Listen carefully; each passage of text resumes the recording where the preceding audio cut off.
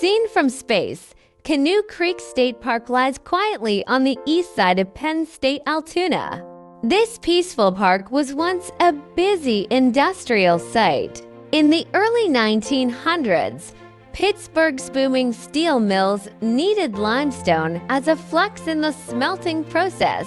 The Allegheny Mountains held rich deposits of high-quality limestone. That's where the Canoe Creek limestone kilns were built. What comes into view are 6 abandoned limestone kilns. Their central circular chambers and the protruding side supports are still clearly visible.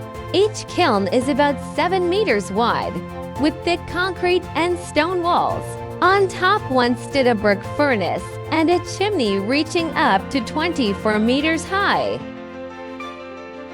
A century ago, these kilns blazed with fire and echoed with the sounds of busy workers. Now, the once blazing flames are long extinguished, and the entire site lies in silence.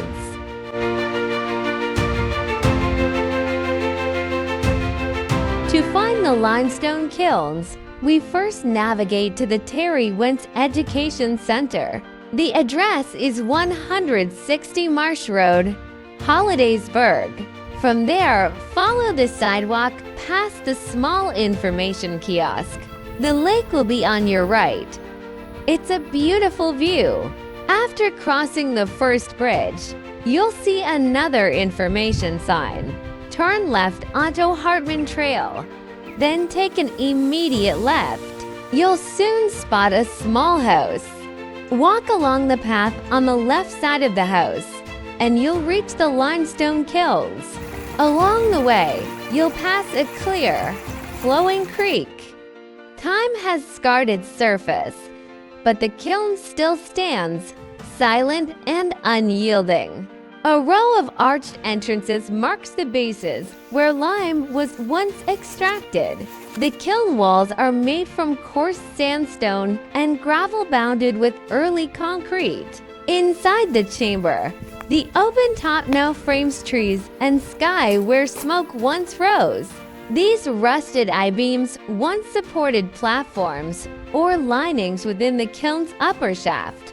A circular vent and for mounting holes hinted at machinery once fixed above the kiln. This side opening likely served as a flue or maintenance access to the kiln interior. Inside, the air grows tight. Looking upward, the shaft connects directly to the top vent, open to the sky.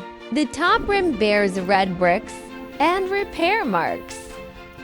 Each of the 6 kilns bears unique weathering patterns.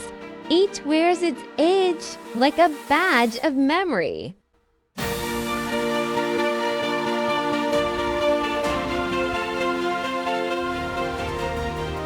Scattered around the kilns are the remnants of past facilities.